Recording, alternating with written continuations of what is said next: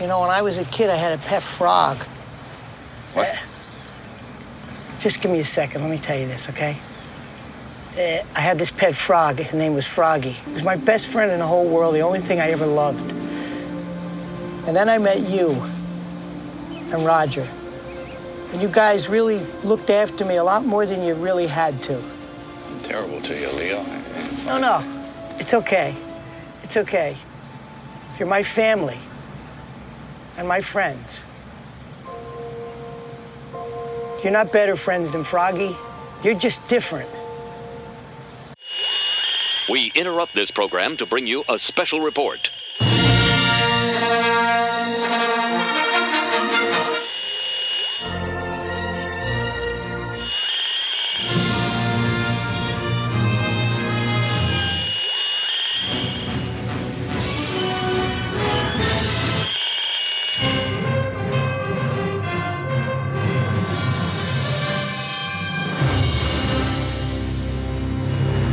This is Cheapseat Reviews.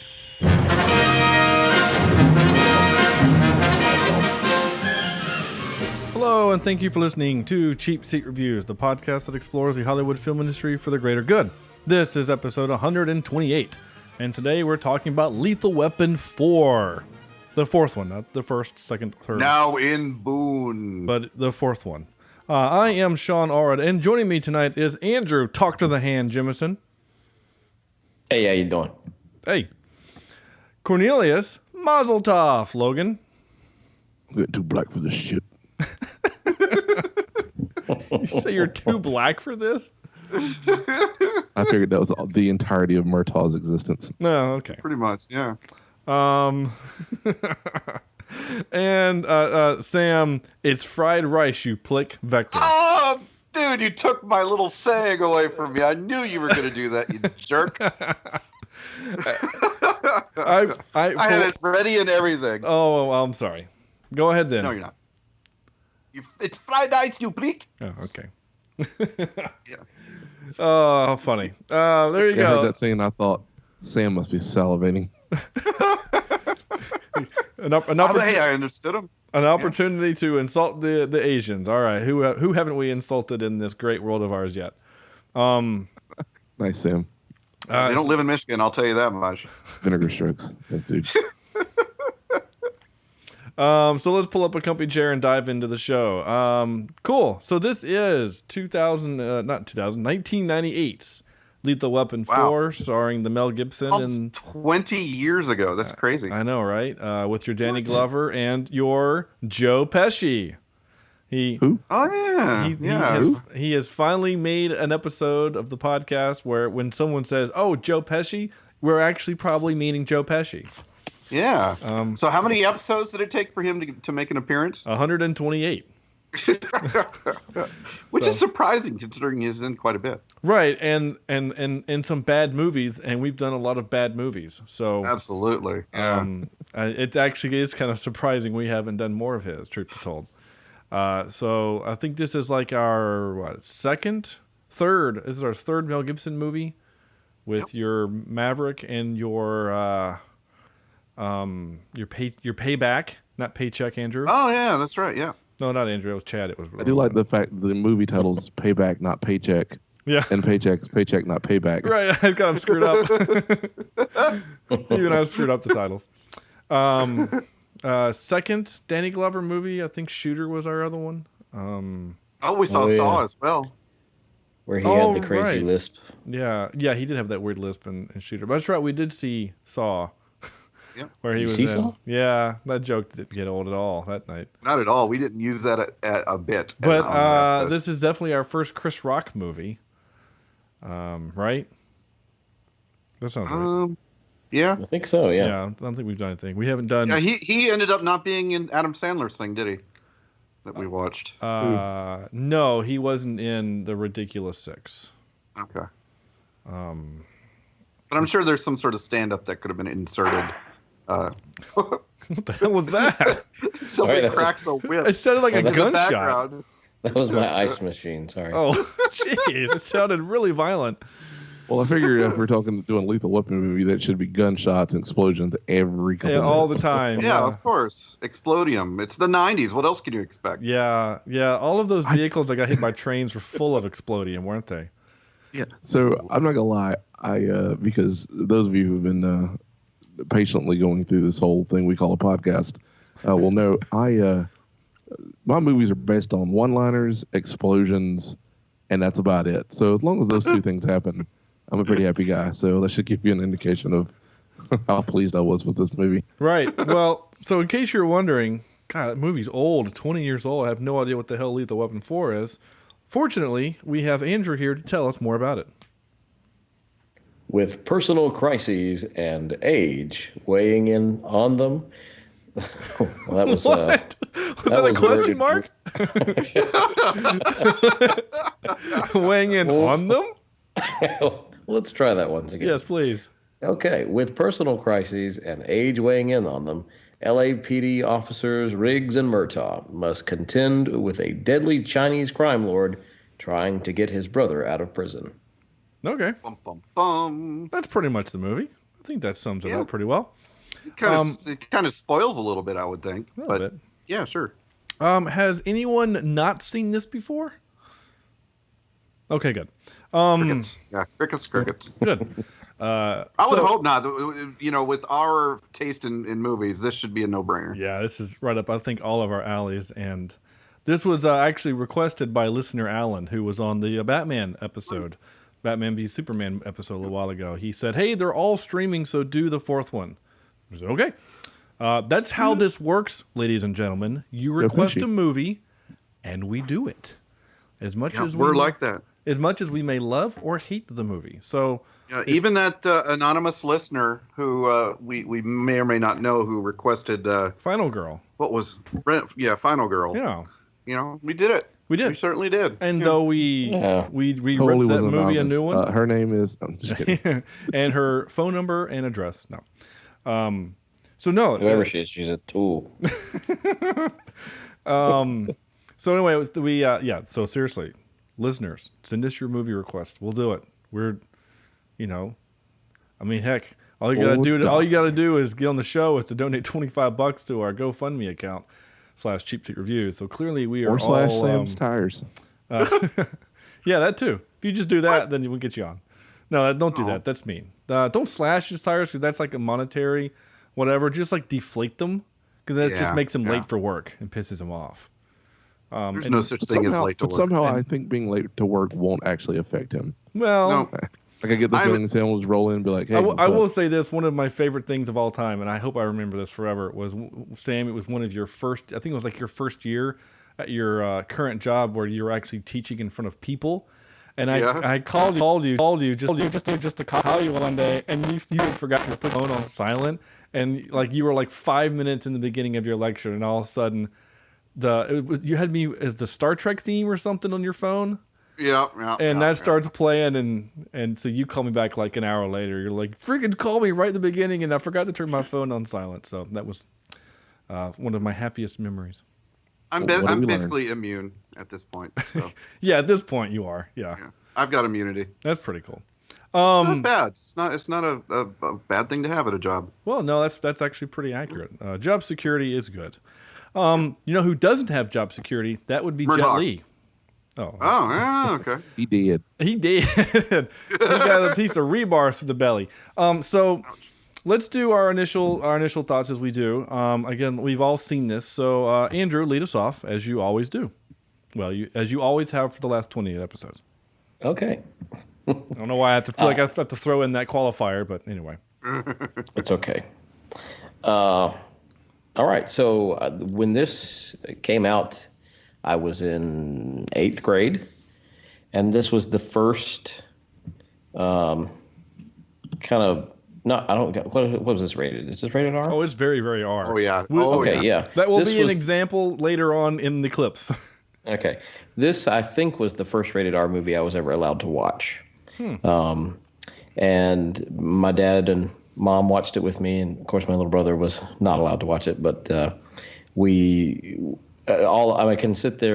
I can remember us sitting there laughing our heads off at this movie and just the, I guess the bromance between pretty much everybody on screen, minus Jet Li, was just something fun to watch. And back then, it was, to me, really cool because I was seeing my first rated R movie in the safety of my own home, and and it was seeing something that my dad and my mom, I guess, had seen the previous films and knew the backstory, and this was kind of my immersion into the Lethal Weapon series. And so, as for the movie itself, it does pretty much hold up, I think. It still has its moments, but it's really fun with watching it with the CSR glasses, patented. Oh, nice. Yeah. I think we'll come away with it with some different views than just what I had in 8th grade. But there were some things I noticed that, hey, this is kind of really cheesy. And it wasn't cheesy the first time I saw it because I wasn't analyzing it. But, yeah. But I still had fun watching it. It's a fun movie. I've probably seen this 7 or 8 times. It's a pretty good film. Before Corny, you go, I want to take the moment and ask the question of all of you.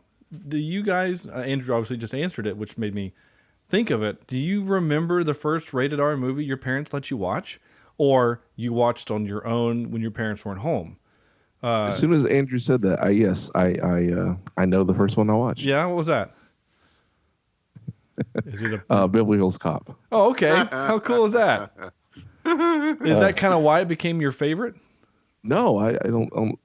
I mean, it was your favorite for a long time, but yeah, it was. Then the Scott Pilgrim happened. But musings of Michael Cera have taken me away.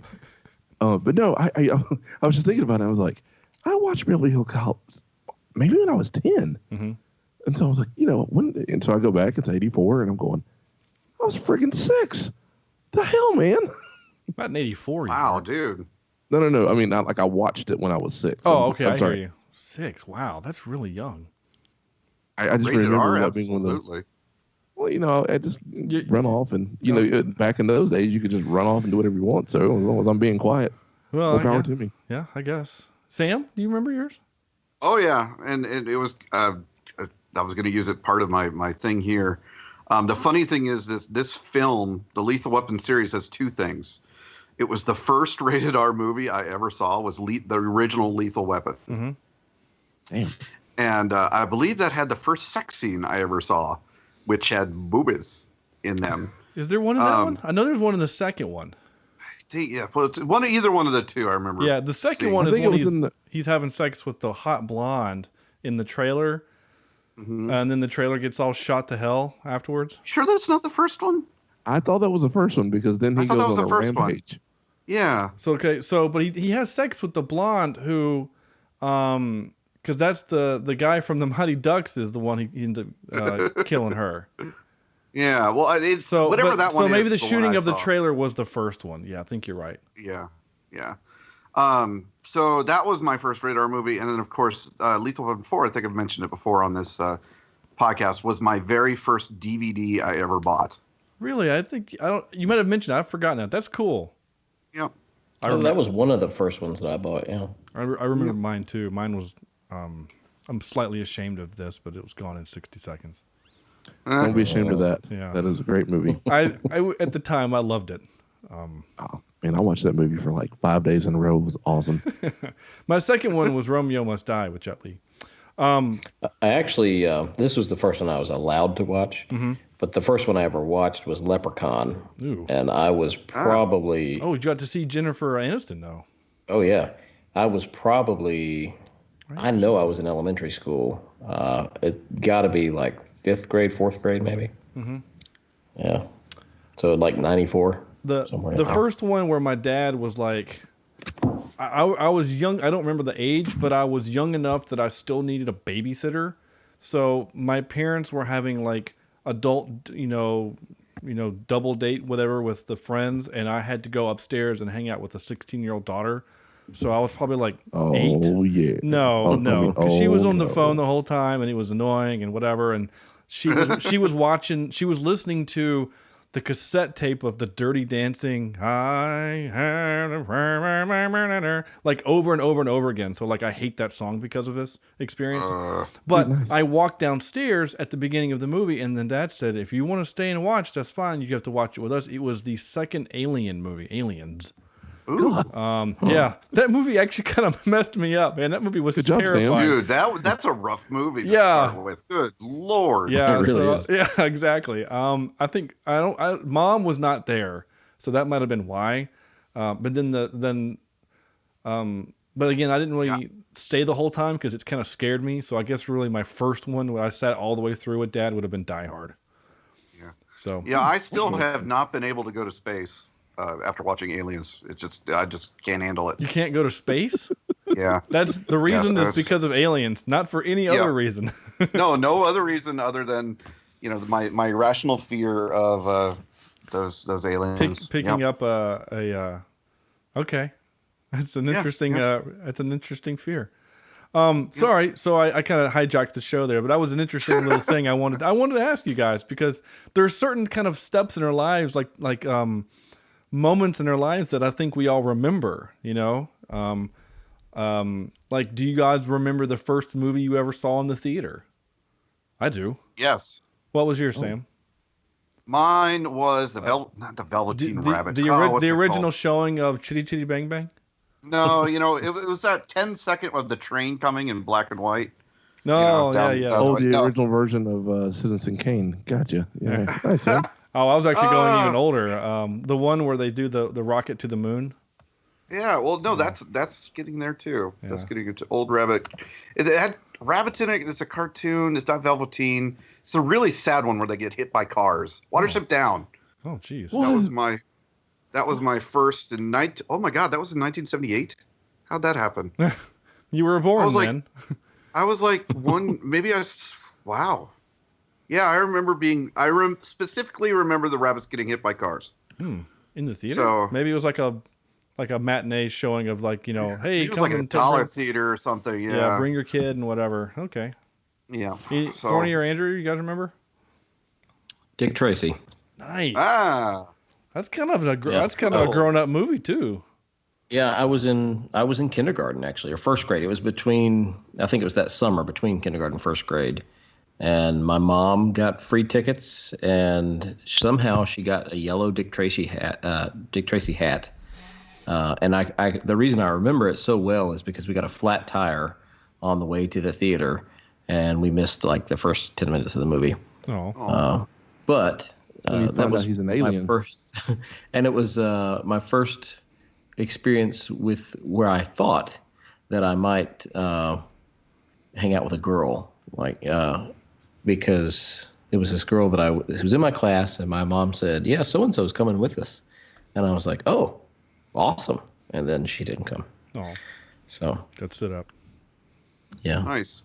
I got stood up in kindergarten. That was good. My first movie date was in first grade with Andrea Jackson in Florida, and we went and saw Honey, I Shrunk the Kids. Oh, cool. The one for me when it was my friends were like, "Hey, let's go watch a movie in the theater," and my parents were like, "Okay, you guys can go," was Teenage Mutant Ninja Turtles 2: The Secret of the Ooze. So, all fun times. Anyway, back to this movie. Corny, your initial thoughts, sir? Well, like I said before, it has explosions, a hell of a lot of explosions. Yeah. And The first 10 minutes is nothing but an explosion. it is good, cheesy 90s nostalgia. Oh, God. Okay. Sorry, something came up. Oh. That's what she said. Well, Sam just to make sure that we're all nice and depressed, just put an image from that movie, what is it called? Watership Down? Watership Downs, yeah. Like, what am I looking at? Is that That's a dog eating a rabbit. Wow, One of the characters. That's terrifying. My Your parents parents took are me to that terrible thing. people. Yeah. Anyway, That explains a lot, Sam. Sorry. Yeah, well, no, so okay. you can leave it there. I'll just keep me grounded for this movie. I really don't have much to say other than it's just good 90s cheese. All I can do is, dear God, Sam, why? Well, okay, hold on. Watership Down was a TV show. It wasn't a movie. No, there was a movie, Watership Down. Yep. Set in an idyllic rural landscape of southern England, the adventure tale follows a band of rabbits on their flight from the intrusion of man and the certain destruction of their home. Yep. There's a TV miniseries. Wait, yeah, this can't be it because it's got John Boyega in it from friggin' Star Wars. Okay, hold on. Yeah, it had John Hurt, Richard Bryars. No, the one I was looking at looks like a new one. Watership Down. Okay, 1978. Yeah, they're coming out with a new one. Oh God, don't take your kid to it. Well, I swear. No, although nowadays they probably won't do the same type of things that they did. Yeah, John Hurt. So, it's freaky. A group of rabbits flee their doomed warren and face many dangers to find and to protect their new home. It's got a 7.7 on the IMDb. Yeah, you think? Yeah, they get run over. They get eaten by dogs. The cats get them. It's freaking Jurassic Park for rabbits. They're just kind of. Here's the tagline. All of the world will be your enemy. Prince of 1,000 enemies, and when they catch you, they will kill you. But first, they must catch you. Jesus. Yeah, see, and my parents. I can't believe I remember that stuff, but it was considered to be the most violent animated PG film ever made, according to the trivia. Yeah, the British board. I would love to hear if any listeners have ever seen this movie. I'd love to hear their take on it too, because it is freaking. If you do not ever, please, folks, don't submit your kids to this. The British Board of Film Classification is still receiving complaints about this film after it was made almost 40 years ago. Yeah, and you guys, I sent 2 pictures from the movie. Yeah, two things. Yeah, and I want to cry. And maybe I'll post those on our Facebook site or something like that. But it's a freaking movie. It should not be PG-13 or PG or PG. Yeah. Sorry. Well, in '78 they didn't have PG-13 at the time, but they probably would have. Yeah. This film was popular with adults who attended late night screenings. What the hell? What's wrong with you people? All right, sorry. What do you mean, sorry. Didn't mean to do that to you, Corny. No. My bad. Jeez, I'm kind of scarred now. I'll definitely make sure Sarah never sees that. So whose turn was it, Corny? You were talking about explosions and things. Yeah. I mean, I don't have much to say, but I do have an interesting point I'd like to bring up. Please. I think our first movie in the theater has kind of shaped us as people. Okay. Think about it this way. Okay, so Andrew, you said you saw Dick Tracy, right? Yeah. And I kind of see the suave, debonair superhero coming out of you. Sean, you saw Teenage Mutant Ninja Turtles movie. Oh yeah, that's right. And then so always trying to be funny with a little bit of seriousness here and there. And then Sam, you watched quite possibly one of the most demented things ever seen by a kid. And and your evil can't be contained. So I do think I have something going on here. Yeah. I don't know what I watched, but damn it, it wasn't that movie. What was yours, Corny? I already forgotten. What was yours? You said? Oh, I don't even remember what I saw. I mean, it was for a girl, so that makes sense. Well, what was the first one you remember then? What's just the one? I mean, you have to have a memory at some point, right? Or no? You just the next thing I just don't remember. Yeah, you were in high school and you were watching movies with girls. Pretty much. I don't remember much. I'm sorry. Let me rephrase. I have spotty parts of my memory because of a concussion. Oh. So I can't really pull. Sorry about that. Oh, it's okay. That's fine. Although when people say, "Hey, do you remember him?" No, I don't. Not at all. Nice. I'm sure that makes them feel awesome. Then I punch him in the dick and walk away. Like, leave me alone. But you'll never forget me. No. Wow. Okay. Maybe I did watch that movie too, and my brain is trying to protect me. Oh, yeah. Sam, seriously, why would you ever watch the that? scariest cartoon I ever watched? I was subjected to it. I was not. I will say this: not old enough. the scariest cartoon I remember watching, the one that actually kind of freaked me out, was Secret of Nim.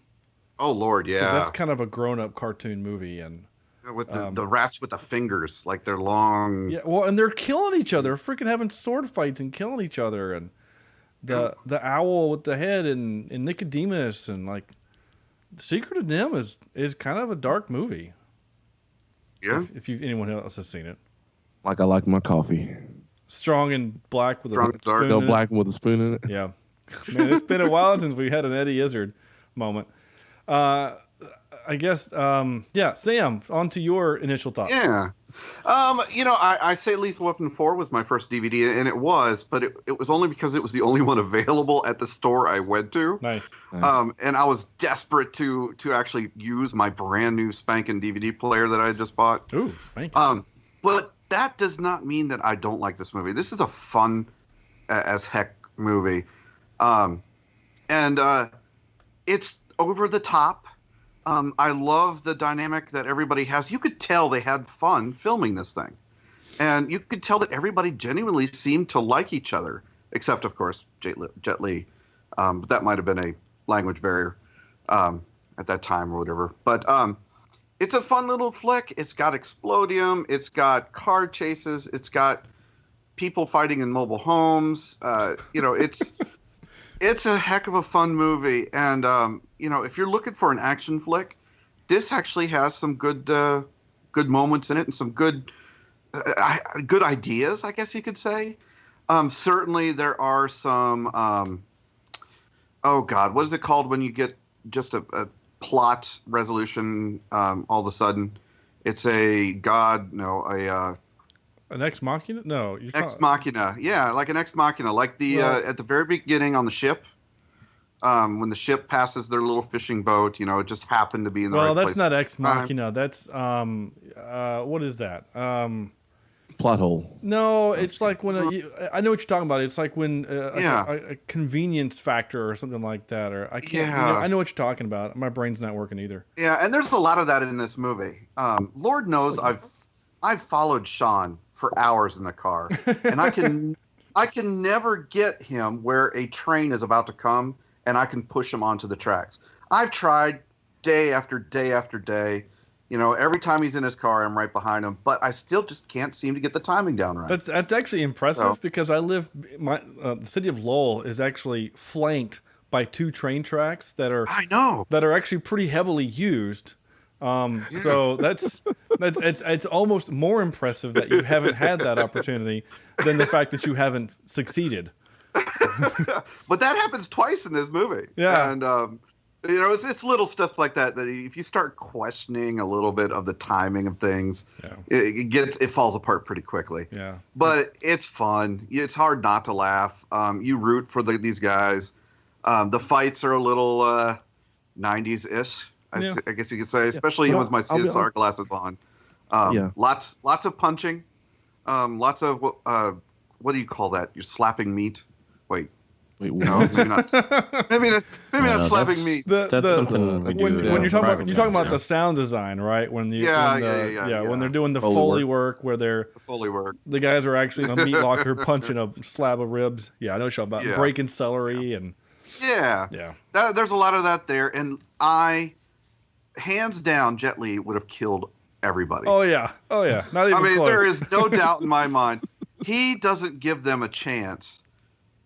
Though both of them would have been dead very quickly had they not it been not been in the script. Does that make sense? Oh yeah. In the script it says, "Slow down, Jet Li, and don't kick. Don't punch their heads through their anus." It just all of a sudden, it's like they get these superpowers against Jet Li, and that kind of especially this time really got to me. After we've watched our kick flicks that we've had on here and what we know Jet Li can do. Yeah.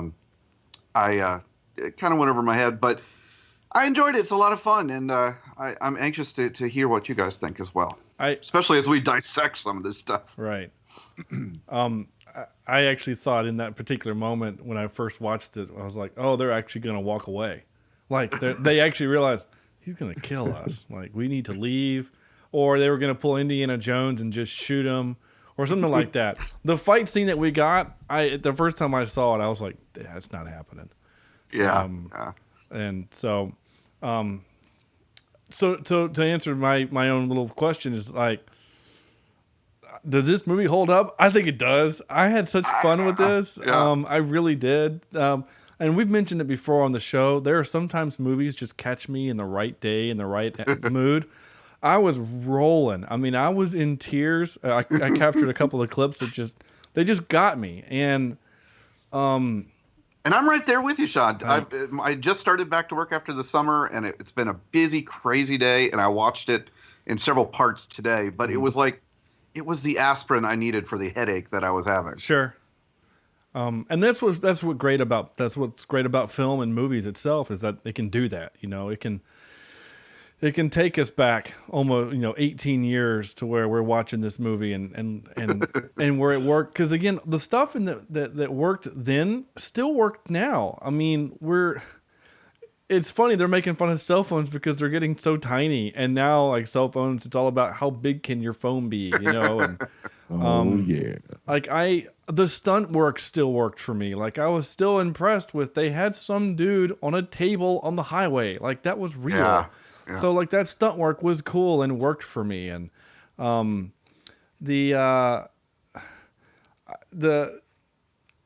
will say this: the dialogue in the movie is funny because it felt like no one ever finished a sentence. And Mel Gibson. Okay. Well, not even just that. I mean, I guess actually the clip that I played at the beginning of the movie, which is like the most deep, real, somber moment of the entire movie. That's like the only time where you get, which is what the movie's all about. But I actually kind of wanted to start us out on that. I don't know why, I just did. But like, that's like the only time you get like a full sentence out of anyone, because like when Mel Gibson goes to, or Riggs goes to the what's her name, the therapist, he keeps trying to tell her like real stuff, and she keeps interrupting him, and he's like, well yeah, but and then even when he sells her out in front of everyone, it still doesn't feel like he's actually completing sentences. It's just so funny. Like everything, and like everything is like under the breath, Oh, wish I had a thing. I gotta go find more ammo. Oh, here we go. All of it's like that, and it's funny. And I'm gonna call myself a hypocrite on this. When Mel Gibson does it, it's funny and I love it. When Jesse Eisenberg does it with long hair, I hate it. So. I don't know. Actorist. Sure, I guess. I don't know. You're both white. I can't call you racist. But like, but I like Jesse Eisenberg doing it in The Social Network. I don't know. It's just, maybe Andrew's right. Maybe I'm just biased against that movie. What? It almost felt improvised. Yeah, I'm sure some of it might have been. Yeah. And Mel Gibson's probably good at that. I didn't read anything. There was nothing in the trivia that any of it was, but it wouldn't surprise me but Mel Gibson's kind of done that in a lot of his movies, where he just kind of makes these little, he just kind of does that and just kind of says these little things, whatever. I bet you mixing sound for him is probably a nightmare because he's always talking under his breath. And that was kind of hard actually to hear.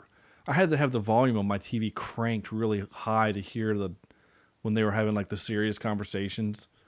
I don't know if you guys had that problem. That's because there's so many explosions and loud bullet firing going on. Anytime there's a serious conversation in this movie, it's during some sort of attack. Yeah.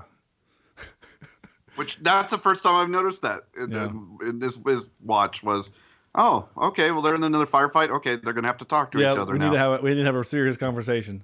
Come on, where's the money coming from? Are you boinking that author? No, I'm not boinking her. It's Trish. So you are boinking her. Yeah, I'm boinking her. Like they kind of had that same argument in the middle of a serious situation, like Dirk and who's it's from Sahara. Oh yeah, exactly. Yeah. Where have you been? What took you so long? I stopped for coffee. Did you get a receipt? Yeah, I got you one. Yeah, it's the same thing. Yeah, only in that they're just making fun of each other as opposed to trying to have a real conversation.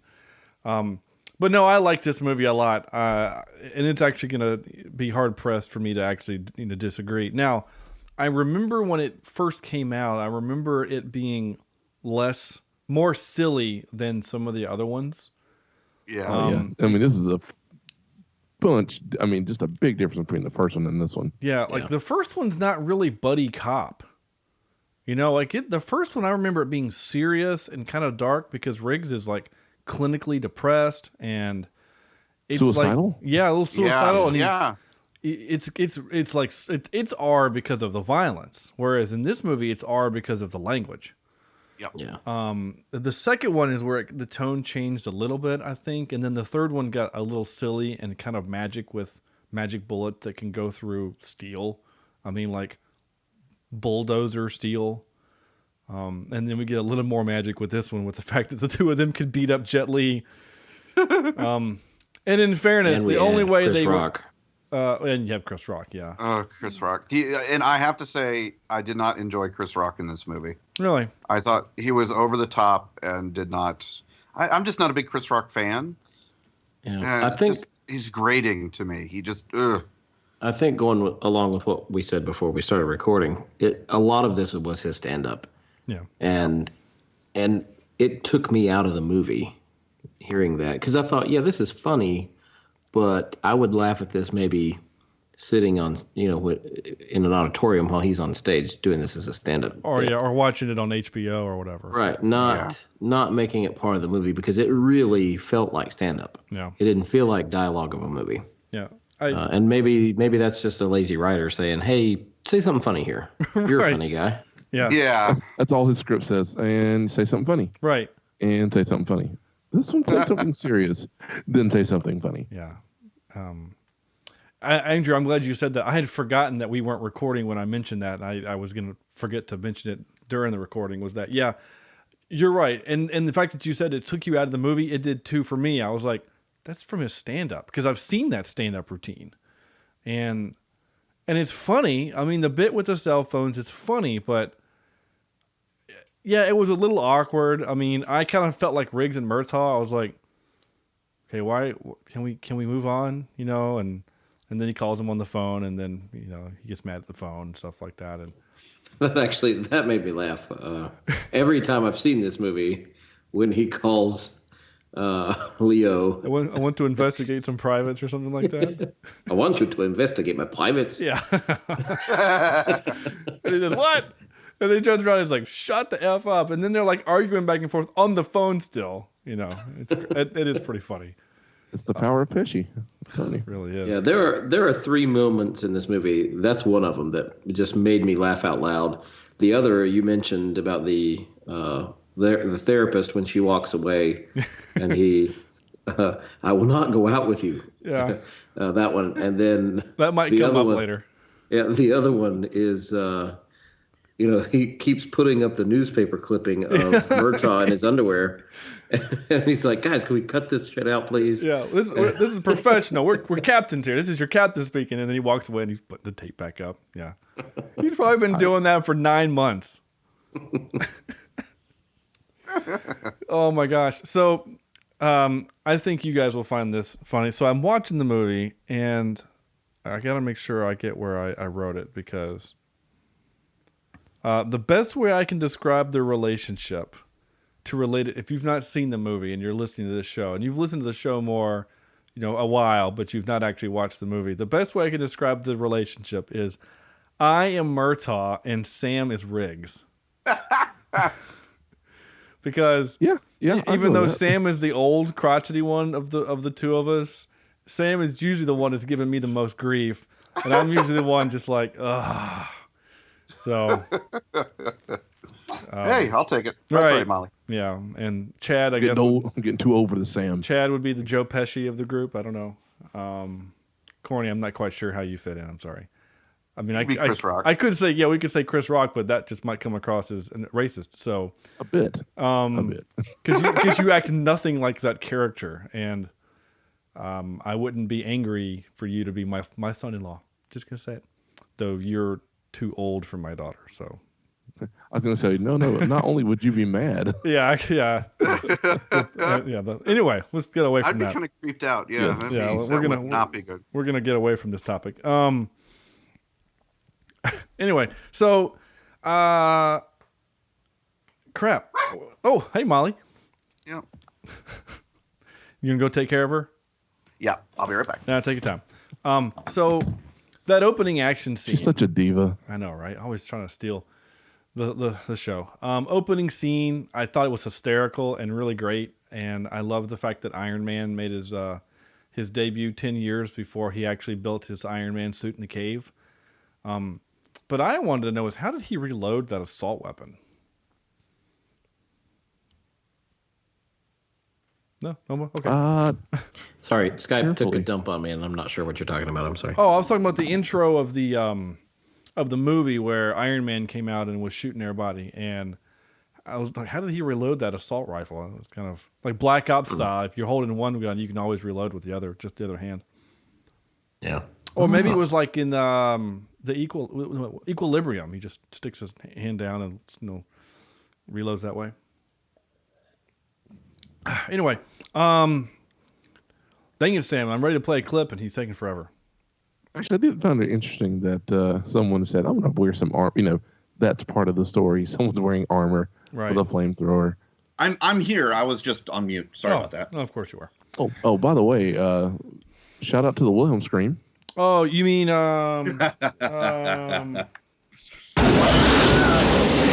kind of hard to hear Yep, there there it with the flames happening in the background, but yep.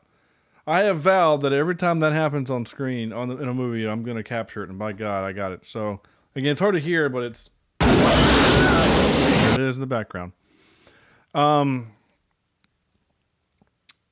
So some of the things that I didn't like about the movie. Okay. This is the Earth. Other than the Chris Rock stand-up bits, I thought was a little whatever, annoying. The bad guys being omniscient was again a little annoying. They go to his house. They know where he lives. They know which car he's driving to do the thing. They're one step ahead at all times. All the time. Yeah, that got a little annoying. We finally had a moment where I was clearly, made aware of. Remember from our Dark Man movie, my hopping man guy, like what happened to our hopping man, or the one-legged man? We had that in this movie. Like what happened to the cops that dropped off Riggs and Murtaugh? You know what I'm saying? Like they got out of the car saying, "What's going on? I'm confused. Who are these cars?" Murtaugh went into the house with Riggs going around the back with the intention of there was something wrong. Why would those cops leave? Yeah, I wondered the same thing. Or why would they not ask them, hey, stick around because something might go down? Yeah, hey, just give us 20 minutes. But at the same time, this is Riggs and Murtaugh, and they're known for blowing everything and everyone else. And also, if you're a cop around them, you're going to die. Right. No, I'm driving them off and leaving.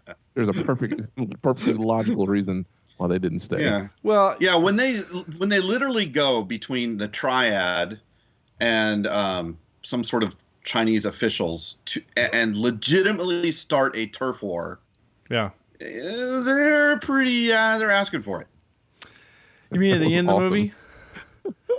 Yeah. Oh, yeah. Sorry, spoiler. Well, no, that's fine. No, I was just saying. No, the rule is it's a 20-year-old movie. There's no spoilers. You're fine there. Oh, okay. No, I was just saying like earlier when Murtaugh's house is burnt down, which by the way, my God, it took a long time for people to come out of their houses to see what the hell was going on. By the way, his house gets destroyed in every movie, right? Oh my gosh! I mean, like the poor man. So like the first his one, boat. He loses his boat. In the first movie, he loses his car. The second one is when the car drives through the house because they're doing the renovation and they attack him at his house, and he does the bit where he pulls out the nail gun and kills the guy with the nail gun, and he says, "I nailed him." Which, by the way, being from construction, that's really hard to do to bypass the safety trigger. triggers. Yeah. Yeah. Also, in the second one was the toilet bomb, right? Oh yeah. Toilet bomb. Yeah, the bad guys put a bomb on the toilet and then left him a note in the toilet paper that says "You're dead" or something like that. Oh, that's right. He had to sit. They had to figure out a way to get him. Yeah, he Okay. had to sit on the Okay. toilet Yep. for like 12 hours and his legs were numb and he's like, "Hey, Murtaugh or Riggs, don't call a lot of guys. Don't use the radio." And then like the entire police force is there.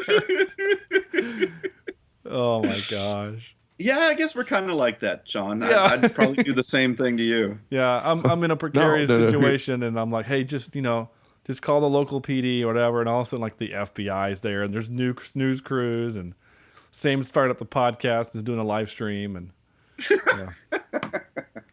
yeah. That's exactly it.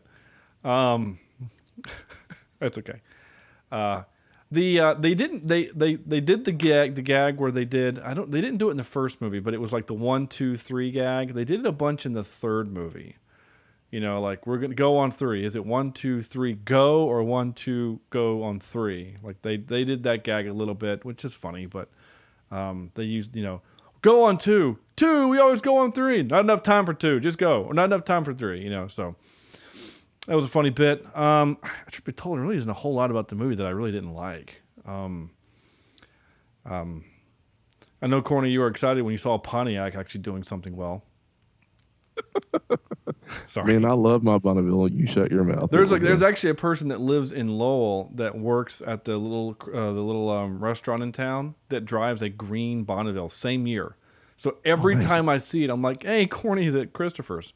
The only way I know that it's not yours is the dent in the back isn't there. Seriously, that's the only way. And the fact that I know for sure that you've gotten rid of that car.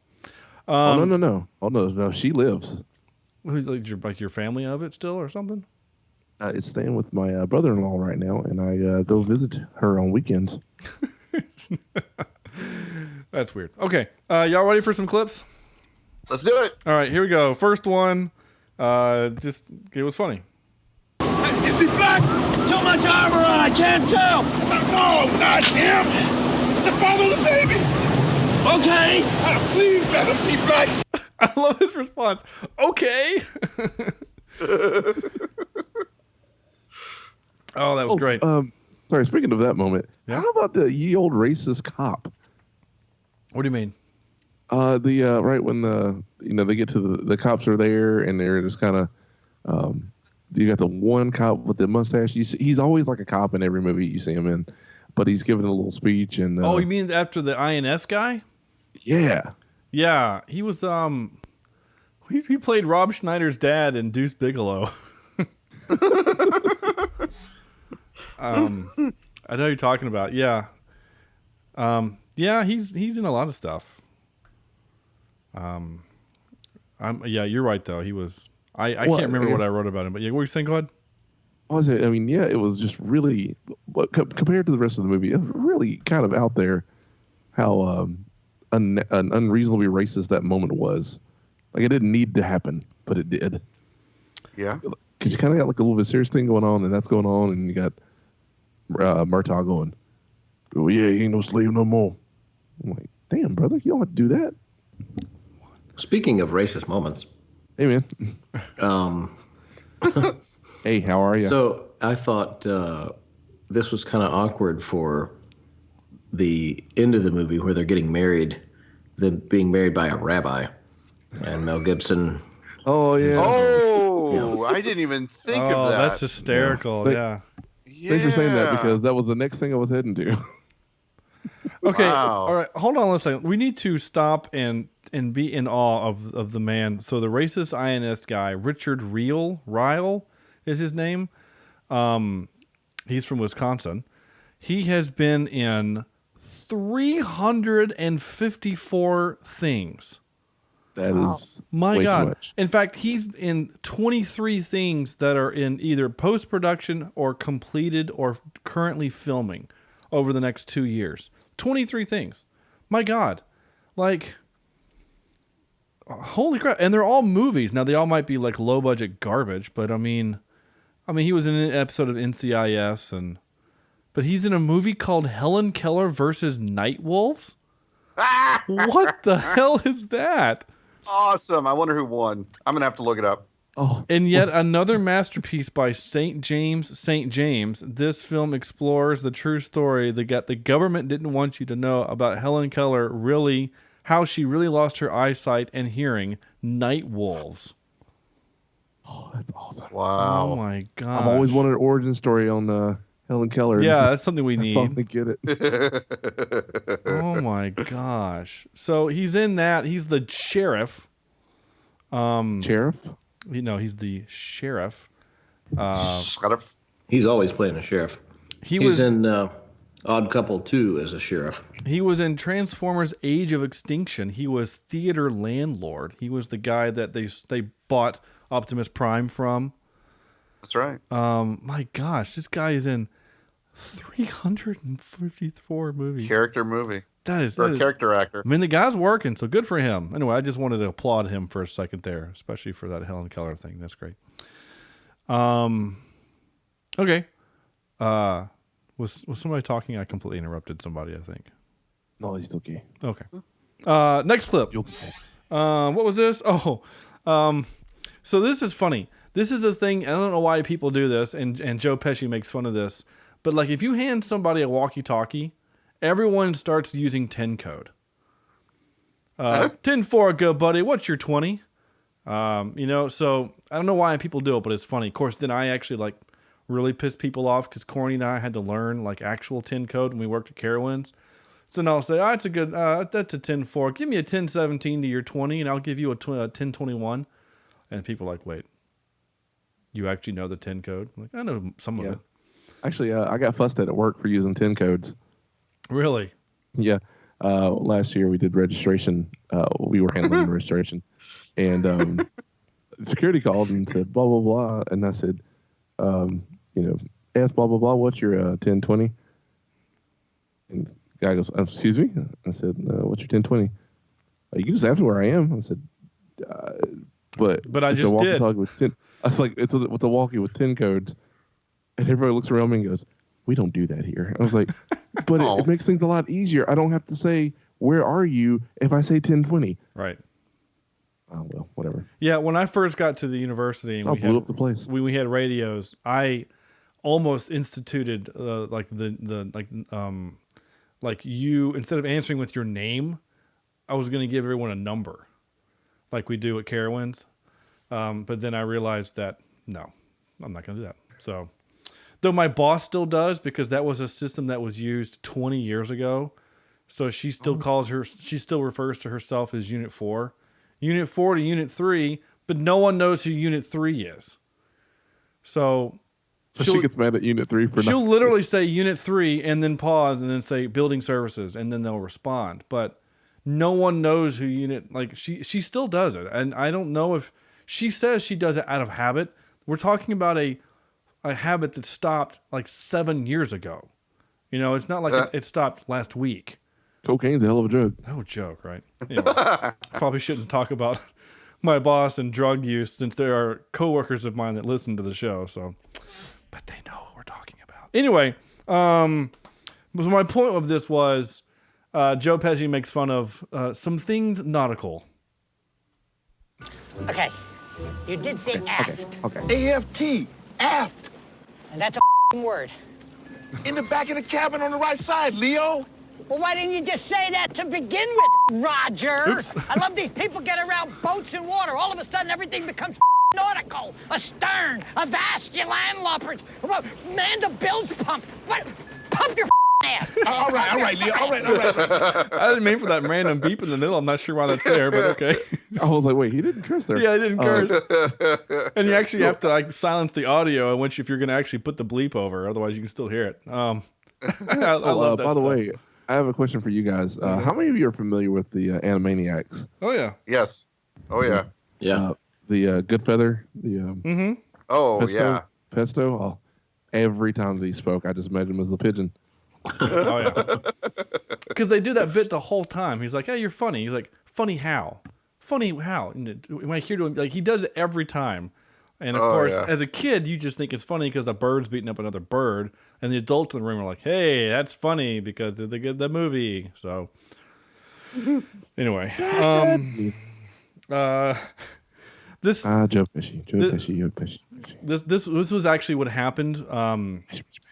This is actually behind the scenes for you listeners at home. This is actually great. Oh yeah. So the first time when Sam was when we first started to do the show, Sam was talking about this fishing expedition that he did down in Florida, and but for some reason the recording I come across as very feminine, but this actually happened. It's really funny. Yeah. And all of a sudden this big shark comes. You get it? I can say that, can't I? Well, you can say it, but we can't air it. Oh. Okay, so this big darn shark comes along, okay? See? And it's just so you can say it, Sam, I just can't air it. Oh, okay. Yeah. All right. That was a bit of CSR history there for you, ladies and I gentlemen. love the fact that the shark started coming after them. That was great. You know, as they're in the water, the shark is coming towards them. It just cracked me up. Oh my gosh. Oh, and that poor shark was wiggling on that deck until the dang boat sank. They had no clue what they were going to do with that shark. Love it. Sarah says, I'm pretty sure that shark would have died a long time ago because it was out of the water like for 20 minutes. I don't know how long they can hold their breath, I guess, in air, but yeah, I think you're right. Yep. Here we go. Sam, just for you. Fly lice? Fly lice. It is fry rice, you prick. It's for you. I laugh at that every single time. Oddly enough, Andrew, I didn't know about it, but this one's for you. Stephanie, I can't go out with you. I'm in a relationship. I'm very happy. All right? I think you need to see someone. Look, you'll find someone someday who'll care for you and love you. And not in this department, but you're going to have to stop bothering me. You're disgusting. What's the matter with you people? I love the little... Oh, and there's that sax. We haven't talked about that yet. Oh, man. The saxophone highlights. Love it. That was so tasty. It Now- was so good. I really want to do that to somebody at some point before, You leave your school or whatever? before I leave my school, yeah. I like that. That's great. Hire someone to play sax, and so when you walk away, yeah, diddly, diddly. It's funny. So here's the thing with the sax. In the first movie, I got it because we're in the 80s. The second movie, especially that sex scene with the hot blonde, I get it. We're in 98. Do we still need saxophone happening? damn right we do. We need more. I do believe, if I'm remembering my Lethal Weapons right, there was less saxophone in this than there was in the first one. You're probably right, but... Careless Whispers was popular then. Careless Whispers. I'm actually covers Carol's Whisper, and it's never not been a hit. Yeah. I'm actually looking up. I'm trying to remember who that hot blonde was because Patty, there she is, Rika Van Den Haas. Oh, she's still. I think you're just making stuff up. Oh, there she is. She's still looking good. She's still working. Good for her. She's in a bunch of TV stuff. Holby City. A bucket of French and Saunders. Okay. Oh, good for you. She played the princess in Aladdin the TV movie. Anyway, good for her. Yeah, she's still attractive. Okay. Next, I don't remember what this is. Oh yeah. Andrew, you said you had a moment that made you laugh out loud. I was in tears and I had to pause the movie after this. I don't know why, but it just worked for me. You got the right to remain silent, so shut the up, okay? You got the right to an attorney. If you can't afford an attorney, we will provide you with the dumbest lawyer on earth. If you get Johnny Cochran, I'll kill you. There you go. There's your O.J. Simpson reference there. Your very topical reference. But man, when late 90s too. Yeah, Wow. but when he said that dumb effing, I will find the dumbest effing lawyer on the planet, I lost it. Oh my gosh, that was funny. I was pleased. Oh, that for the Chris Rock bit, that was my favorite part. Were you surprised? I was very surprised. But that wasn't stand up. That was something funny he could say, and I liked that. I did not like the forced stand up. No. Like there was some other forced stuff too. Like yeah. Like I kind of felt like it was supposed to be heartfelt, but I still felt like it was like, why did you become a cop? Man, the floor. When I was growing up, we lived on the floor. We ate on the floor. We watched TV on the floor because bullets were flying. So like I felt like again it was a heartfelt moment, and I understood the point he was trying to get, but it still felt like he was delivering stand up. Yeah. Maybe it was just the delivery, like he was anticipating the laughter, you know, whereas like his point paints a visual, like horrible picture of the life that he grew up, and that was probably Chris Rock's actual life, which is what makes like a lot of people, like comedians or actors or whatever, who go through these horrible things and then they act on it. It makes it more real because they lived it, right? So I get what he's doing, but the delivery I think was wrong. Again, he was delivering it like a stand-up comedian. I would be interested to hear when I tell you who was considered for that role. Again, it's IMDb, so take it with a grain of salt. Eddie Murphy. Eddie Murphy. That'd been great. Well, yeah, he's of one of them. Basically, think of the black actors of the 90s. Like obviously Eddie Murphy. Okay. Yeah, and we could Chris Tucker. We can play this game later. Well, okay, that's one of them also. Come on now. Was it Michael Jordan in a? He was an actor for one movie called Space Jam, but no, not him.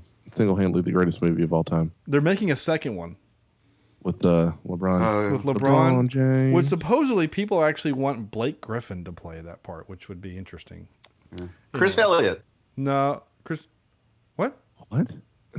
Chris Elliott. Who's Chris Elliott? Should I know that guy? Should I know who that is? Chris Elliott. I don't know. Hold on. Anybody? I know Sam. It came to mind. Chris Elliott, the actor from Groundhog Day. That weird, the Tostitos guy? Yeah, there you go. Chris Elliott. He's not black. Huh? How about Robert Downey Jr.? He was black for a little while, so yeah. What do you mean, you people? What do you mean? What do you mean, you people? No. What do you mean, you? Come on, 90s. Come on, guys. We're gonna finish the game. 90s. Cuba Gooding Jr. No. Terrence Howard. Yeah. What about the guy that did Reading Wesley Rainbow? Snipes. Okay. No. Kareem Abdul-Jabbar. Kareem Abdul-Jabbar.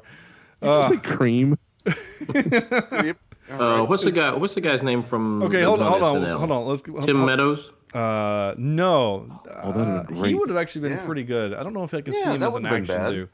I am getting too old for this yet. Yeah. I'm too old. LeVar Burton, by the way, was the guy from Star Trek, Sam, but no. Or are you Reading Rainbow? You said Reading Rainbow. Well, yeah, I'm saying he's from Star Trek. He did Star Trek before Reading Rainbow, just saying. Really? Yeah. Did he really? Are you sure? No, but I really hope I am. I was like, hold on, here we go. I'm going to it right now. Reading Rainbow. Damn it, no, I'm wrong. What about our Sesame Cake guy? Was it? Delroy Lindo. He probably would have been too old. Yeah, damn. Yeah, LeVar Burton was doing Reading Rainbow from 83 to 2015. He did 153 episodes. Star Trek didn't start until 87. I can't believe you guys haven't said this. Will Smith. There you go, Will Smith. Oh yeah. I wouldn't have minded. I think he would have been good. I think Will Smith would have been great. They couldn't have afforded him basically at that. No, this is post Independence Day, post Bad Boys 1. So he wouldn't have been a third wheel kind of guy. Yeah. You know? But Eddie Murphy, maybe. But Chris Tucker is the first one in the list. I think Chris Tucker actually would have been just fine in this movie. Because this is... Are we right before or after Rush Hour? I think we're right after Rush Hour. Rush Hour, the first one was the same year. Okay, so that wouldn't have worked. Because that actually had Jackie Chan in it. So the other one was Lorenz Tate. Lorenz Tate. And I don't know who that guy is. Oh, Menace to Society. That guy. Yeah. Oh, yeah. Sorry, I was trying to look at some stuff that he's done. Ice-T. That's should we go with. Ice-T? Okay, sure. So if we're gonna when we play the recasting game, we'll have to think about that for a little bit. Anyway, last clip. Not last clip. Second to last clip. This made me laugh out loud. Gotta give my right arm for a siren right now. Sam just being an asshole. Yeah, just screaming out. I love it. And the last one I got was this. Here you go. Money losing phase, general losing phase. Very hard when try to sit on it. Yar.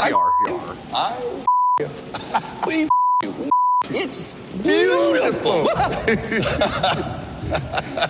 Don't we get a hand? Round of applause. Here we go. Here we go. We did have an ex machina, ping ex machina. Yeah. Mm-hmm. Let's see. I didn't like the laughing gas part. I thought that was actually kind of forced and a little awkward. I don't know. I just Cheesy. didn't think. I didn't think it was funny. Yeah, that was real cheesy. The bit with the car driving through the building and then jumping back onto the freeway. It's been done a few times. Yeah, it was kind of dumb, but I laughed also when it was happening because in real life you would just hit the brakes and stop. Like no one floors it, knowing that somehow you're going to be elevated back onto the highway. Like that's not going to happen. You're just going to fall out and die. But whatever. What was it last? They went into that situation where they're going to start the turf war, but they didn't bring enough guns. I thought that was kind of dumb. Like, you should bring SWAT to that. But anyway. For a second, I thought they actually were going to leave him, but then he did burn down his house, so I don't really have a problem with him, fighting, though Jet Li would have killed him. And I do I love the idea that they can will to each other. I thought that was pretty funny. And tropes. Okay. This is the first time, and I mean, I'm being serious. This is probably the first time in cinematic history where the police chief didn't yell at them. Yeah. Do you feel like? Yeah, that's right. He kind of did. Like when? Well, do you feel like though his character? Captain? What? Do you feel like it? Corny, Go ahead. Oh, I'm so sorry. Go, Andrew. Okay, Andrew, you go. Okay. The way that I saw it is I felt like they were trying to portray everybody in this movie as being too old for this shit. And I feel like the captain here is so old that he doesn't care anymore. He's not going to yell. It's just, don't blow stuff up. Right. Stay out of trouble. Right. What were you going to say, Corny? I was just going to say, he did kind of yell when they were doing the captain. Yeah, he said, all right. Yeah, I get out of here. But I mean, like, that's a joke. I mean, like, they went through a building. I mean, the captain should have been down there screaming at them. You wrecked the thing. That guy got ran over. How did you wreck a boat? That was actually the second. The second one. That car there, that was DEA. No, like, he would have been down there screaming at them. You went through it. You destroyed a whole floor of a building. Like, that should have happened, but it didn't. I was just surprised. It was like the anti-trope. Like, they went out of their way to make sure, all right, we're going to do every cop trope in the book. Like, we're going to give them donuts. They're going to have one of them as a loose cannon. They're going to break the law by breaking the glass of the guy. He's going to threaten that guy. We're going to pull the fire alarm, which is a felony. But, hey, everything's cool because we're Riggs and Murtaugh, Yeah, congratulations. You're now captains or whatever they were. Right, yeah, we're going to promote you. And I actually looked over at Sarah and I'm like, man, you can tell they work for the government. Because whatever do you mean, Sean? Yeah, you know exactly. My job is rewarding. Yeah, my job is rewarding too, but anyway. Not gonna say anything. Tropes: pregnant women are always hungry. Sarah looked at me and she said, "If I ate like she did, my God, I'd be huge." So that scene actually really bothered me, and not because she was eating, but every line that they said, something was in their mouth. And I have this thing where, sorry, there's my ice machine again, shooting us. Duck and cover. Every time that I see this in a movie or even in person, or if I hear this in real life, someone talking with food in their mouth, it drives me nuts. Yeah. Really? Well, Sam, I mean, think what I'm thinking? For next for episode, an period. we're eating Laffy Taffy. Yeah. I'm talking for an extended period. Like if someone says an entire sentence, sometimes people, you eat lunch with them and they'll have a bite in their mouth and they'll say a couple words and that's it. And they'll finish their meal or their bite or whatever. Right. But it was like, hey, how are you doing today? I mean, I don't know. Yeah. The entire thing, that whole conversation, I just hated. Yeah. Well, so like you don't enjoy Pearl Jam very much, do you? Or any of those bands from the 90s. No. Yeah. Pretty much any grunge band from the 90s Andrew hates. Exactly. Because they all sang with marbles in their mouth. The getting old trope. Bad guy leaves before the job is finished trope. Train tracks in movies are dangerous. We learned that in Eraser. Though in Eraser, the car just got crushed, but in this one, it blew up and flew into the air. I thought that was kind of weird. Twice. Like the train lifted it and, weird. And movie births are always crazy. All of us are parents. That's not how it works. Also, not for you. Well, no. And we've had some pretty close calls. I know, Sean, you did with Abby. I know we were 5 minutes in the hospital before Abby was pretty much birthed. Yeah, I mean, but again, it's never the screaming. It's never the like Sarah had both of our children natural. Declan was born active labor. Declan was born in 45 minutes, and Daphne was born in 12. And no screaming. Sarah's a G. Do what? Sarah's a G. Oh, no joke, man. You don't want to mess with Sarah because she's tough as nails. So we're all scared of Sarah. We all should be. Yeah. Love you, Sarah. She doesn't listen to the show. Yeah. That's actually pretty accurate. Okay. None of our wives do, right? No, I don't think so. I know Megan was listening for a while. Yeah, Megan listened for a while. Chad's wife, Chad. We miss him. Moment of silence for Chad. God rest his soul. Yeah. I love the fact that Sam, you killed him on the website. That's hysterical. I showed it. I had lunch with Sam with Chad a few weeks ago when we were in the Statesville, and I showed him the page because he hadn't seen it, and I showed it to him. He's like, "That bastard killed me." I said, "Yep, sure did." Oh my God, you killed Chad. Yeah, pretty much. You bastard. Yeah. So. Yeah, I did. I certainly did. It was great. He did. The devil. There you go, just for Chad. just so we have him there. Here we go. And now for some more bad news. Ready? Trivia. Richard Donner had to ask Jet Li to slow down during the action sequences because he was moving faster than the camera shutter speed and it wasn't registering on film. That's awesome. Wow. Right? Wow, that's cool. That's amazing. Murtaugh's boat is named Code 7, which in the LAPD radio code is for lunch break. That's hysterical. That's fair. That's fair. Yeah, that actually sounds like I know what my new gamer tag is. Yeah, I was going to say, that sounds something perfect for corny. Jackie Chan was considered for the role that Jet Li played, but turned it down because he chooses never to play the villain in a movie.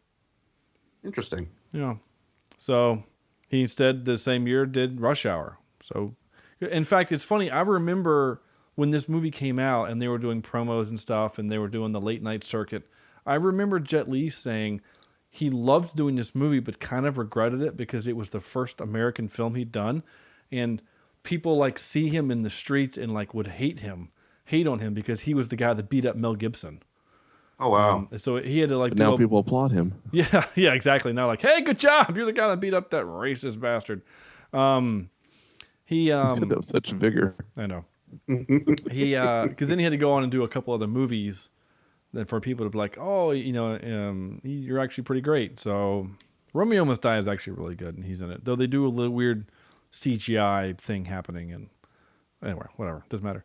And then I already said the thing with Chris Tucker, Will Smith, Eddie Murphy, and Lorenz Tate were considered for the role of Lee Butters, which is a dumb name. The recasting game. So now, oddly enough, I don't know if you guys are aware of this, but they have actually created a Lethal Weapon TV show. Oh yeah, that's coming out. Damon Wayans Sr. and some someone else. You actually know who that someone else is, Corny. He is the anti-Christian, or Elliot from Leverage. He's the guy he's the only guy that ever gives Elliot a hard time with the fight. Oh, Spencer. No. Not Spencer. I forget his name, but I know who you're talking about. Yeah, he's that real tall dude, and he had long hair in that particular episode. His real name was Christopher Aber. That's not him at all. What is his name? His name is Martin Riggs. Here he is. Clayne Crawford is his name. He's from Alabama. He was in such movies as A Walk to Remember, Wrist Cutters, The Perfect Host, Baytown Outlaws. Anyway, whatever. So he's in that. So we will see how it goes. They've only filmed the pilot, so I guess they haven't greenlit the show yet. I guess we're going to see how it does. I wonder if it'll last longer than the Rush Hour TV show lasted. Did that? Oh, that's right. That only made like 10 episodes, right? Yeah, did not do well. No. Well, I hope it's better. Yeah, and the Wayans, what's his name is the Damon? Yeah, is the Roger Murtaugh. Yeah, sorry, Damon Wayans. Anyway, so I mean, if we wanted to make another movie, I guess we could either reboot it or just get the same two guys in it, and they're just old as hell. But I would rather have seen Chris Tucker in that role personally, because I could have seen him. It's just, and just that lawyer bit, come on, man, So anyway, the soundtrack grade, just Billy D. Williams. We should have had him as the. There you go. Yeah. Every time that I. But even in by '98, he was already kind of old. I don't know if he would have worked in that. He was. Oh yeah, he. I think the next movie I saw him in after Star Wars, the only other movie I ever saw him was Batman. Undercover Brother. He was an Undercover Brother? Oh yeah. Oh, he nice. was the general. Oh my god. An Undercover Brother. We rented that in Apartment 40, and I fell asleep during it. Because I remember you were there, and I think Andrew was there, not Jemison, the other one. I fell asleep. The only bit I remember was when Eddie Griffin, I think, is driving the car, and he doesn't spill his orange soda. Like that's the only, that's the only bit. And then the line was that, oh, you had sex with a white woman. What was it like? Like that was the only bits I remember. So anyway, soundtrack grade, I would give it a E for 80s as hell. It still sounded a lot of kind of 80s, but that's fine. What did we learn? Don't mess with a pregnant lady because she'll kick your ass. My God, she beat those guys up. Renee Russo did an awesome job. Yeah, she did. I thought in that situation. Yeah, she was great, and she's now we see now in the third movie she's a cop. I mean, she's a cop in this too, but in the third movie we see her kind of kick ass, and in this one I was really glad that they didn't make her to be like the helpless, damsel in distress. When the guy puts the knife to her belly, he's like, "You're not going to stand for that, are you?" And she beats the hell out of him. So I really. Although I'm so squeamish with stuff like that for some reason or other, that anything threatening a pregnant lady, I get really weird about. Yeah, I kind of get you there because like I kind of wanted that guy to die. Truth be told, I was like, "Oh, you put a knife to her belly, you dead." And I kind of actually expected Riggs to beat the hell out, like beat him to death, but no, she kind of did. So, he didn't die, but he should have. All right. What in the hell? I don't know. Me or more ants flying in? No. I got an email. Kimberly bought bought 2 lava lamps off of Amazon. Oh yeah, I know. Hell yeah! Time for baby number 3. What in the heck? I guess maybe for the girls' rooms. But I'm glad you didn't hear that, Sam. I'm sorry. So freaking random. No, baby number 3. Good Lord, no. You could play this Careless Whispers that Courtney just sent over. And woo. I can woo her. You can. Anyway, sorry about that. I was just like, what the hell? Oh my gosh, what is happening? Okay, my computer is freaking the hell out. Come on. Shimon Lee. Hello, computer. Oh, yeah. Okay, almost there. Here we go. Alright, so I didn't realize this when we put this set together. Well, first of all, thank you guys for letting Man, it's your band. I'm not playing your band. I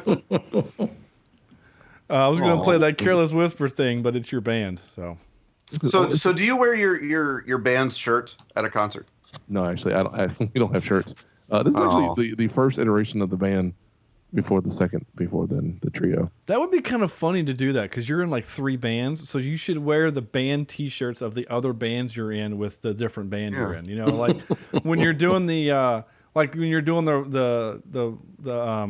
don't you like in a beach band or something? Yes, yes, I am. So you should wear like Black Coffee Trio on your T-shirt, and then when you're doing Black Coffee, you should do the beach band. I think that's hysterical. That'd be funny. Yeah. All right. So what movie is it that that there was a fight in the band about wearing the band's T-shirt? That's in a movie? That's in a movie. Oh, wait. That's not in Scott Pilgrim, is it? No. I remember no. that. This is Spinal Tap. No. The Lone Stallions. What's it called? Lone crap. With Brandon Fraser. About Bill and Ted? No, that's No, the Wild Stallions. Wild Stallions. Yeah. No, I can't remember. Damn. Can't hardly wait. Oh wow. I mean, I can. Just give me the answer. I forgot about that movie. I love that movie. Yep. Jennifer. I do too. Jennifer Love Hewitt's amazing. We were all Ethan Hunt or whatever his name was. No. No, it was No, not Ethan Wait, what? Ethan Embry. You got the first name right. I'm impressed. There you go. Yeah, see? Look. Hey, I'm actually Ethan Hunt, super the guy from impressed. Mission Impossible. Yeah. Yeah, who's Ethan Embry? Where did I get that from? No, Ethan Embry is the right name. Ethan Hunt is Ethan Embry is in Can't Hardly Wait. That's the actor's name. Oh, see? Yeah, no, you didn't say Ethan Embry. You said Ethan Hunt, which is the character that Tom Cruise plays in the Mission Impossible movies. But at least it's a real person. Right. Unlike that one time when you said somebody who was like an NFL player. Yeah. The names, they kind of get jumbled. Yeah, they do. Yeah. See, all right. It's dementia. Yeah, it's pretty much what it happens to people of my age. Yeah. I get it. Yeah, it happens. There we go.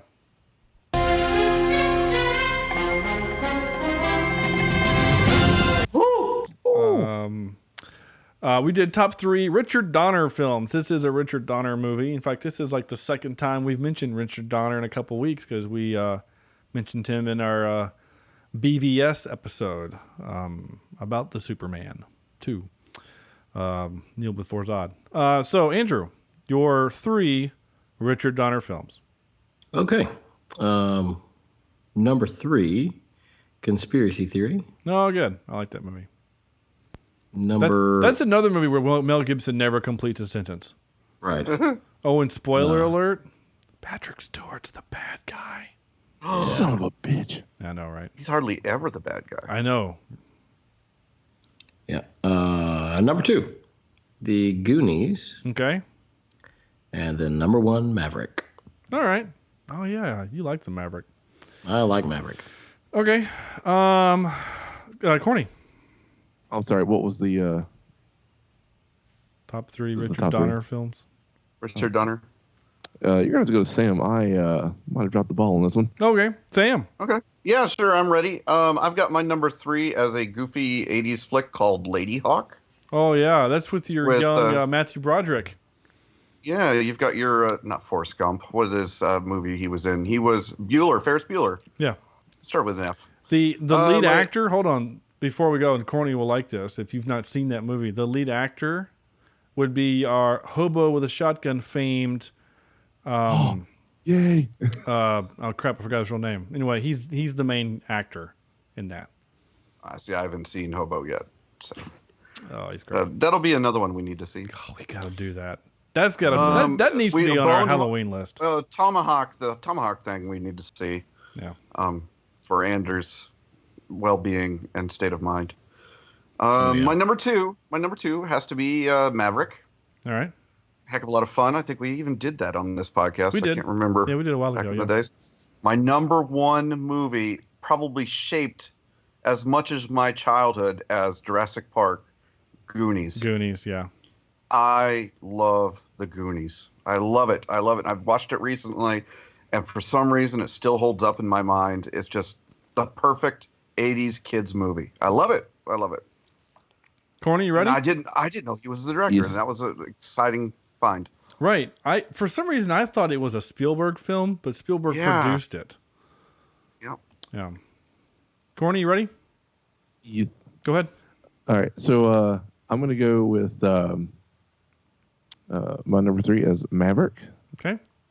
And my number 2, I'm going to go with, it was an odd movie when I watched it, but I really did like it at the time. And Conspiracy Theory. All right. And then my number 1, Mr. S, Superman. I think Sam should probably include that one of your first movies when you were 30, when it came out in 1978. So nice. Yeah. I would have much rather have that than Watership Down. Yeah, no joke. Although, and listeners, I did put a video of all the violent scenes compiled and Watership Down on our Facebook site. Take a look and see how messed up this thing is. Yeah, I don't want to. I see why. Do it. Oh. Do it. You'll have nightmares. So, go ahead, Corny. I was going to say, sorry, Sean, yours? Well, I haven't done yet, but I want to say this. I forgot to mention this earlier.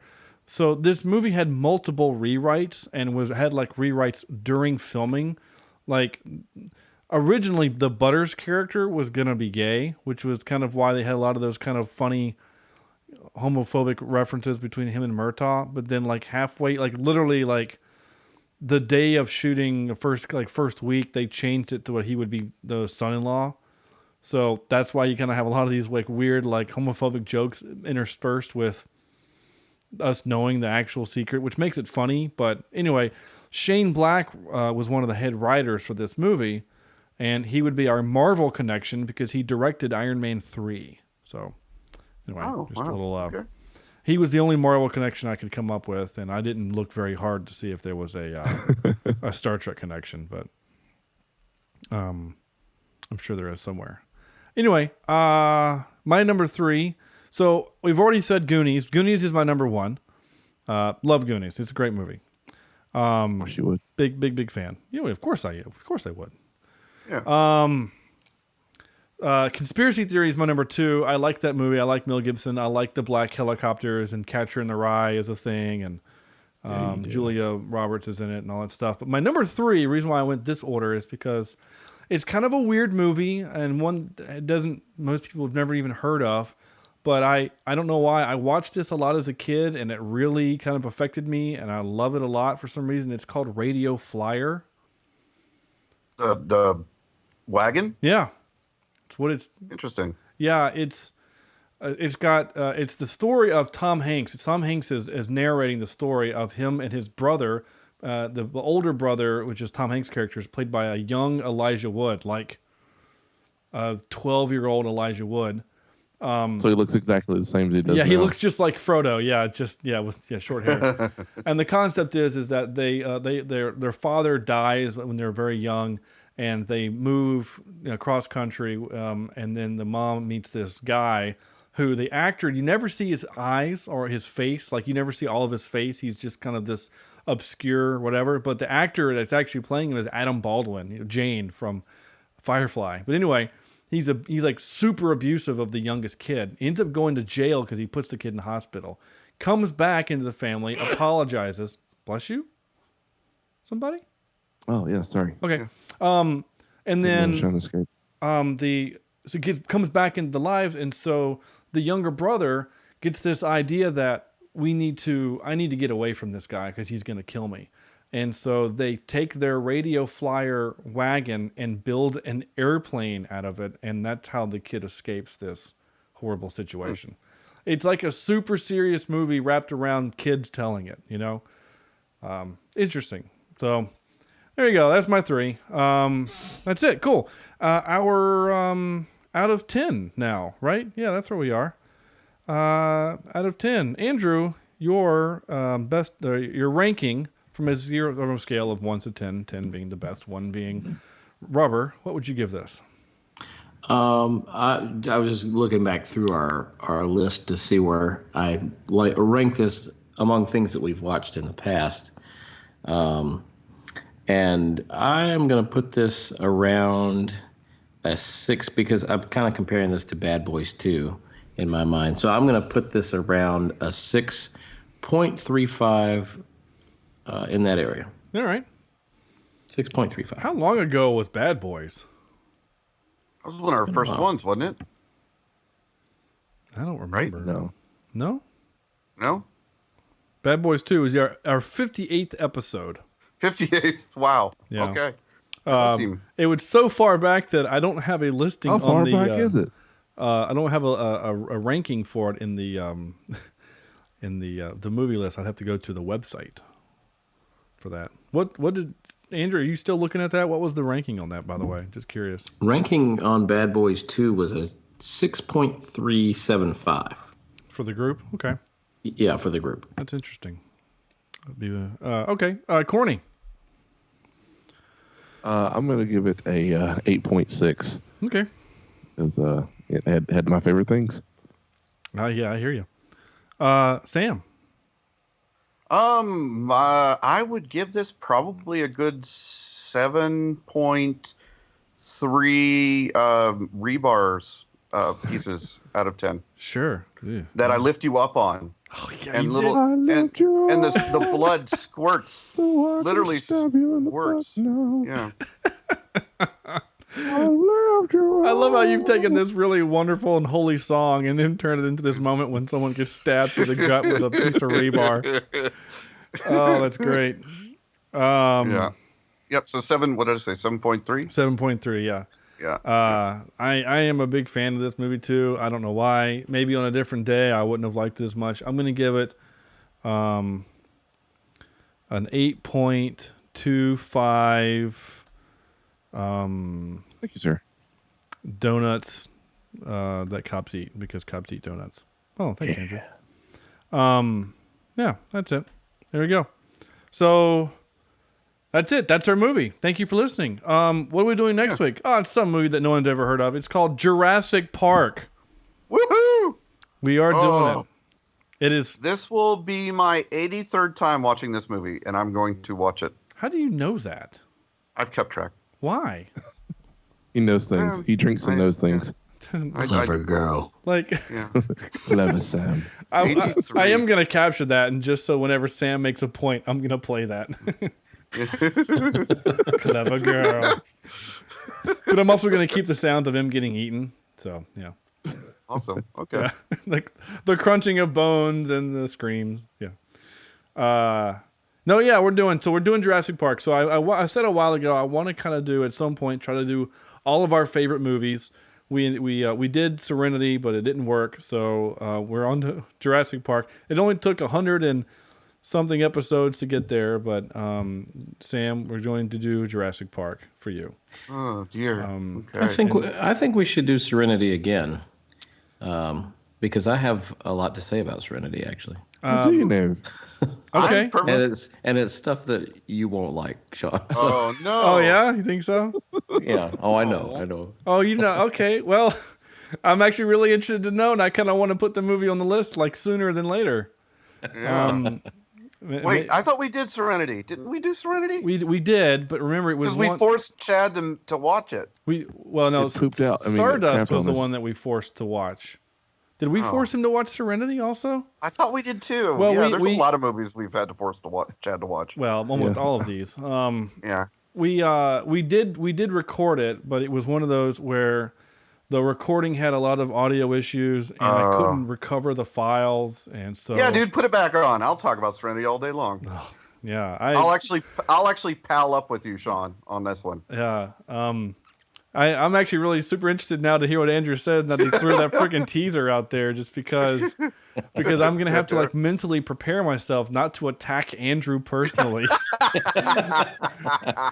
Because the last time I watched it with someone and they were like, man, this movie's not very good. I got upset. I got really upset. But because it was like in the beginning days of like me like falling in love with it, and they were like, "Yeah, the graphics aren't that good." I'm like, "What? Shut up! Shut the hell up, man! It's only a $60 million budget. I'm like, get the hell out of here." Yeah, that opening scene with the camera, it's not that clever. Like, you get the hell out. It's amazing.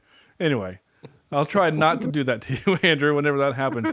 But until then, we're having Jurassic Park. So Jurassic Park's next week, 1993's movie that changed the way we look at CGI.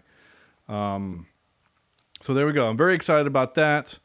And there you go. So if you are listening to this and that you are listening to it before we do that movie, please send in your emails, your tweets, your Facebooks, whatever, letting us know what you think about Jurassic Park, anything that we need to do to just fire up Sam about this movie. Let's do it. I want to hear your thoughts. Oh, now you're egging him on. No, I want to hear good things too. It's been a long time since we've gotten an email, and I'm starting to feel like I'm only talking to the three of you.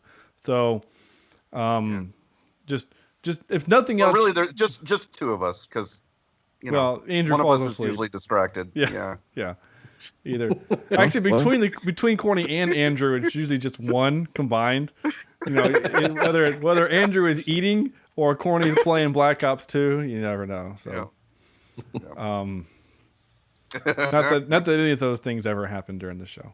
No. Or right now, actually. That's why. Sorry, you said something? Though Andrew does say he hates it when people talk with their mouth food. When he does eat on the show, he always makes sure he mutes himself so that we don't hear him nomming over there. Yeah, It doesn't sound like he's eating sticks and small boulders for rocks. What are you eating? Nuts and bolts? What is that? I love that episode. How Much Your Mother's great. God, I'm gonna have to watch that whole series again. I just miss it. You know what? It's funny, but that particular series, because of the ending, I can't watch the show anymore. Seriously. Oh, really? It comes on, I change the channel. I get so frustrated because of the ending. Then ignore the ending happened. I can't because I've seen it. So I'm gonna ask you this, Sam: are you a little depressed now that they have announced that season 8 of Game of Thrones will be its last? No, because it needs to end. It does need to end, and it needs to end. And the way that the books are happening, and it's from watching season 6. It's finally got momentum again. Yeah. In terms of getting towards the end of the story, so I'm excited. I think there's going to be a lot of amazing things happen in the next 2 seasons, and by that you mean death. Lots of death. Lots of death. In fact, everyone's just going to die. Pick or death. Yeah. Something. It's been a little while.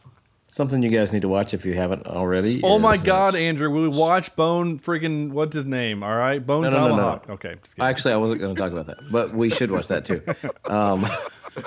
No, Stranger Things, the series on Netflix. It is amazing. Maybe we do that for a podcast because was it 10 episodes? 8. Like, what do you mean? Like, do an episode or do the whole thing? No, do the whole thing because I'm planning on watching it here soon. Now that I'm back at work, I've got more time to watch TV. That's kind of a big commitment. It's we'll talk about that because I had because I kind of wanted to do that idea for the Daredevil, Jessica Jones shows. So maybe we can do something like that. I don't know. Because that's right up our alley. Yeah, but the thing is, it's like Spielbergian. Do I pull clips like from all of the episodes or just one or whatever? So there's a lot of logistics to talk about. We'll work about it. But in the meantime, we've got, so like I said, we said we're doing Jurassic Park next week. Some of All Fears is coming up. And somehow The Adventures in Babysitting is on the list. I'm not sure how that happened. Oh, yeah. Hellboy. And then we've got we've got Halloween coming up pretty soon. So we want your recommendations for Halloween. Absolutely. Amazon and Netflix. Let's look at it all. Right. So all of those will work. And didn't we mention tonight a movie that we should do for the Halloween? Is that a horror movie? No, but it's. Oh, okay. We're gonna do it. I promise. But we were literally just talking about a movie that we should do for Halloween. My gosh, I forgot. I'm going to go back and listen to this stupid episode just to. Great show. Anyway, leave us a review on iTunes and Stitcher. go to our website, cheapseatreviews.com, where you can see our funny big heads that Sam did. Like us on Facebook.com. And Chad's our obituary. Facebook.com/cheapseatreviews. Follow us on Twitter at cheapseatcast. I am at Sean J. Allred at Sinigi16 is Sam. At Johnny Darko is Corny, and at A. Jemison is Andrew. Please, please, please, please, for the love of God, send me an email so I will shut the hell up to cheapseatreviews@gmail.com. Leave us a voicemail, 704-271-4290. There you go. That's our show. Thank you for listening. I am super, super excited for Jurassic Park, and it's going to be a lot of fun. So on behalf of Corny, Andrew, Sam, this is Sean saying thank you for listening, and good day, afternoon, and night.